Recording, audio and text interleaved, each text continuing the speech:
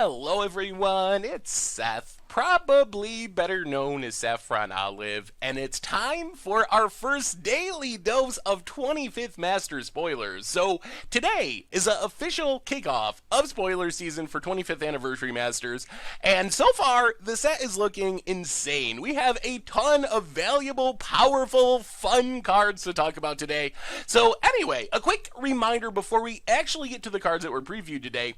This spoiler video is going to be a little different. Normally we're doing these for standard legal sets, and then we're talking about, oh, it could fit in this deck, or oh, it's important to this archetype, things like that. Since these are all reprints, we're going to try to focus more on this is why the reprint is important. Why is card X being reprinted a good thing? If it's price, if it's because it fits in certain decks and it's going to increase supply. So it's going to be interesting, a little bit different than normal. Anyway, we got a ton of ground to cover, which means we should probably jump right into it. Start talking about the cards. First off, we're going to get the two old spoilers out of the way first. Since this is our first video, Jace the Mind Sculptor, Azusa Lost But Seeking, technically we haven't talked about them yet, even though they were officially spoiled back during the Pro Tour a while ago. So Jace, of course, probably don't need to spend much time talking about it. It's been the most talked about card in Magic since it was unbanned a few weeks ago.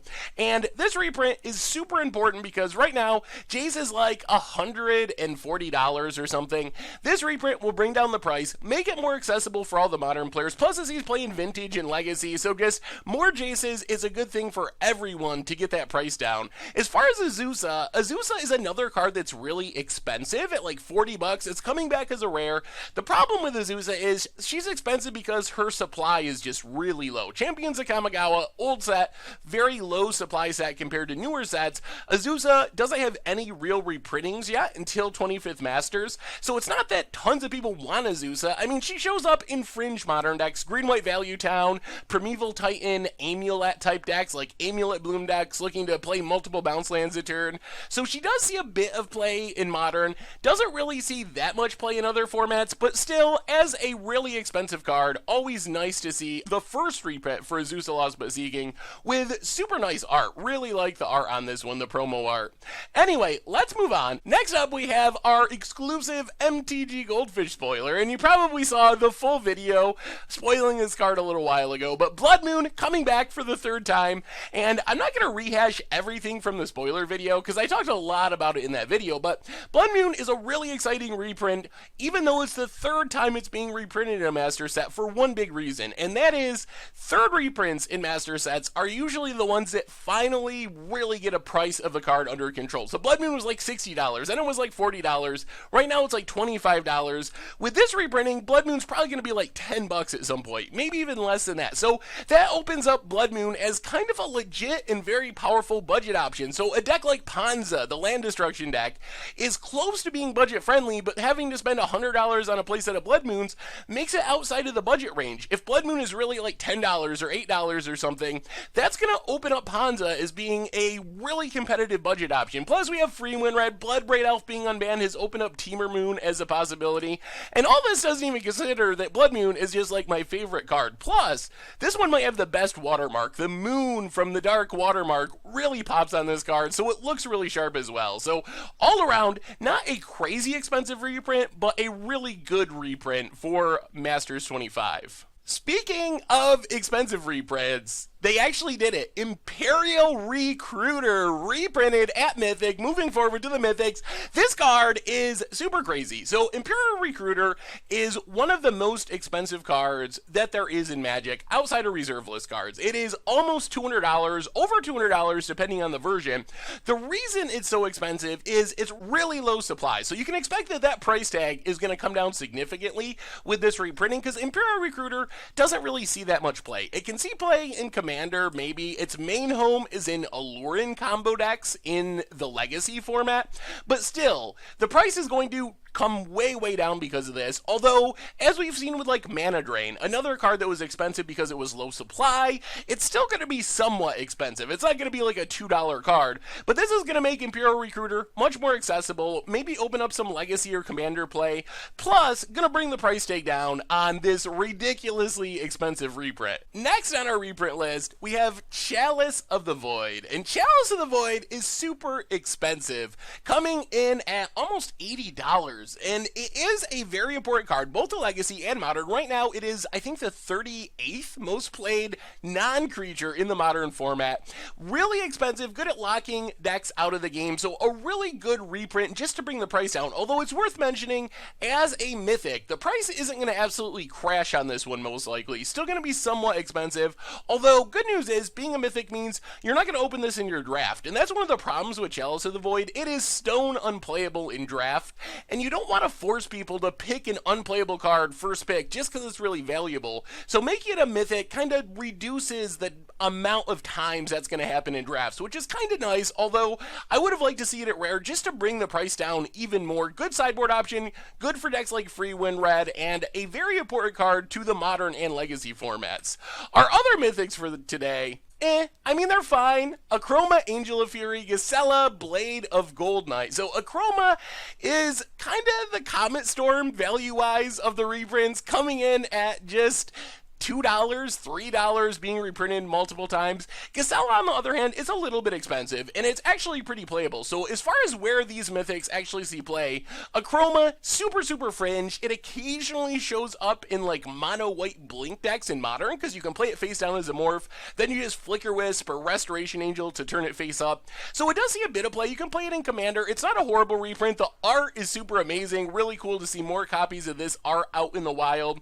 As far as Gisela, the main demand here is Commander. Gisela is a top 100, maybe top 50 card in the Commander format, primarily showing up in Kalia, the Vastex, Mael, the Anima, Saskia, the Unyielding, but all kinds of decks can play Gisela. She's just such a good threat. So this is a great reprint based on the Commander demand alone. She doesn't show up in Modern, doesn't show up in Legacy. None of that stuff really matters, but a great reprint for Commander. Going to be a great way to get copies in the hands of players a little bit cheaper for the Commander format. Moving on to our rares, one of my favorite reprints from the day is Thalia, Guardian of Thraben. So Thalia is the 5th most played creature in the Modern format, also sees heavy play in Legacy as well, so very heavily played.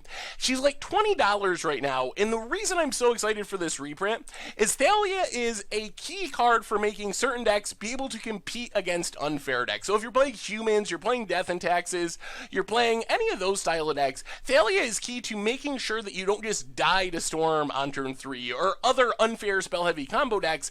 And I've tried to make like mono-white humans for Budget Magic, Death and Taxes decks for Budget Magic. Haven't been able to do it because Thalia was too expensive. Playing 3 or even 4 copies of Thalia is just like the whole budget by itself. But even though Thalia is in heavy demand, being reprinted at rare should mean that her price tag is really going to come down, open up a bunch of new potential budget options for the Modern format, while also just giving you a discount if you want to play Death and Taxes, maybe some Collected Company lists, various lists that need Thalia as protection against the unfair combo decks in the format. Also, as far as our rares are concerned, we have niv-mizzet the Firemind and Sundering Titan, which, I mean, these cards are fine reprints. They're not very expensive. niv-mizzet has been reprinted a bunch of times before, mostly notable because of the original flavor text, which is a classic flavor text. Sundering Titan, also not super expensive, doesn't really see much play. I believe it's banned in Commander, and Modern occasionally shows up in like mono blue Tron lists,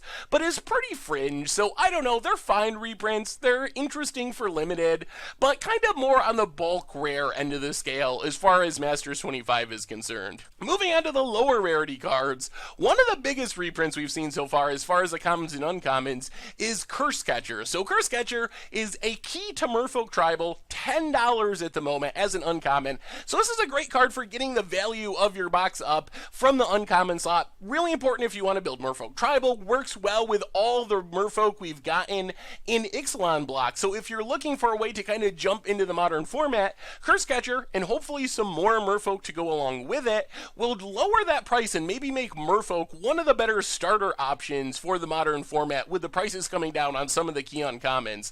Also, red Elemental Blast, blue Elemental Blast coming back. Unfortunately, while it's a little hard to tell with the set symbol, if you look down at the bottom, you can actually see the letter of the rarity, and these are uncommon. So I was really excited at first. I thought they were commons, which would have been really big for Pauper, having non-Pyroblast non-hydroblast options, which would help bring the prices down a little bit and give players more options.